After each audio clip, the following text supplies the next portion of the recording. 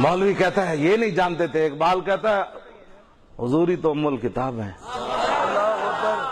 आला हजरत बरेलवी ने भी यही बात की, न रूहे अमी न अर्शे बरी न लौहे मुबी, कोई भी कहीं खबर ही नहीं, जो रमजें खुली अजल की निहात तुम्हारी।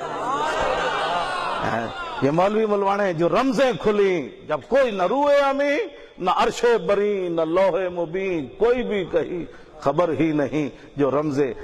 अल्लाह ने अपने हबीब को इतना नहीं दिया था कि पाकिस्तान में पढ़ा जाने वाला दुरूद अल्लाह का नबी न सुन सके। कौन सी बातें करते हो, कौन से, तुमने क्या नबी की कदर को पहचाना? और फिर सुन्नी भी अगर मगर से बातें करते। मैंने नहीं पढ़ा कहीं भी किसी सहाबी ने कोई बात की हो किसी ने, तो सहाबी ने हुजूर से जाकर दलील पूछी हो। हाँ बिल्कुल मैंने नहीं पढ़ा। हाँ बल्कि हजरत जरीर बिन अब्दुल्लाह अल बजली इस उम्मत के यूसुफ है, सबसे खूबसूरत सहाबी है। मेरे आका और मौला एक घर में जल वगा रहे, जरीर बिन अब्दुल्लाह अल बजली भी आ गए, वो दरवाजे के ऊपर बैठ गए। नबी अलैहि फलफ़ रसूलुल्लाह रिदाउ, हुजूर ने अपनी चादर लपेटी, फ़अल्क़ाहु इलैह, हुजूर ने उनकी तरफ फेंकी। आपने फरमाया इजलिस अला हाज़ा, फरमाओ मेरे गुलाम नीचे क्यों बैठा है, इसके ऊपर बैठ। क्यों जी, मैं बात जो करने लगा हूं वो जरा समझे। जरीर बिन अब्दुल्लाह अल बजली को इजलिस अमर हाजिर तो है ना, कम अज कम इस्तेहबाब के लिए तो है, वजूब के लिए नहीं है, तो इस्तेहबाब के लिए तो अमर है।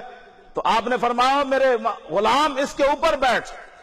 लेकिन साहबी ने क्या किया, चादर उठाई और उसको चूमा, वजाल युक़ब्बिलु व यबकी, और रोना भी शुरू हो गया, उस चादर को चूमना भी शुरू हो गया। बताओ किसी साहबी ने वहां बैठे हुए नहीं कहा ये बिदअत क्या कर रहे हो, कपड़ों को भी कभी चूमा जाता है? तो जो हुजूर के कपड़ों को चूमते थे वो हुजूर के नाम को नहीं चूमते थे। हाँ जी, ये कोई दलील है? मेरे किसी साहबी ने भी आप पर जो इश्क के अंदर फतवे नहीं होते। हाँ ये पक्की बात है।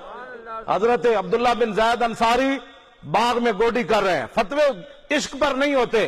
पीछे बेटे ने जाकर बताया आपको पता है हुजूर ज़ाहिरी दुनिया से तशरीफ ले गए। उन्होंने कहा वाकई सही बात। सुने जी, इश्क अपने फैसले करने में निशान। इकबाल कलंदर लाहौरी कहता है निशान राह ज़ियकल हजार हीला मपुरस। इकबाल कहता है जब भी तूने पता पूछना है तो अकल से कभी भी नहीं पूछना। मैंने कहा इकबाल क्यों?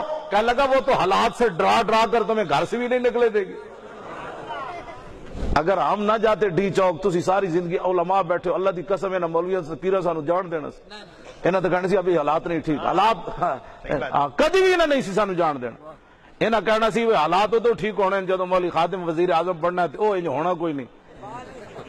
घर बैठे बैठे झल्ले जो थोड़ा होता सहाबा मक्का मदीना मुनव्वरा बैठे बैठे कहते हुजूर थी दुआ मांगते हो बदर फतह हो जाए। इस्लाम अपने मानने वालों से अगर मगर नहीं सुनना चाहता, उनके पास 8 तलवारें भी हों तो वो बदर में पहुंच जाए बस। हाँ जी,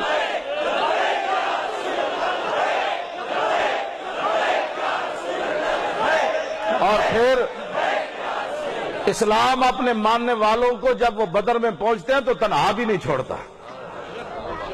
जब साहबा बदर में पहुंचे तो हुजूर ने फरमाया हम शहीद हो वो ना ना, मेरे आका ने फरमाया ये जिब्रील आ गया घोड़ा पकड़ के, ये मीकाईल आ गए, ये इसराफील आ गए। और मेरे आका ने अगली बात जो फरमाई, कुरान ने रब ने उसको ना फरमाया अन्नी माअकुम, रब ने फरमाया मैं भी तुम्हारे साथ हूं। जो उसके नबी की इज्जत के लिए निकल खड़ा हो ना तो रब भी उसके साथ होता है। हम अपनी पावर के साथ डी चौक में नहीं गए, जिस पावर के साथ सहाबा गए थे हमने भी उसी पावर को इस्तेमाल किया।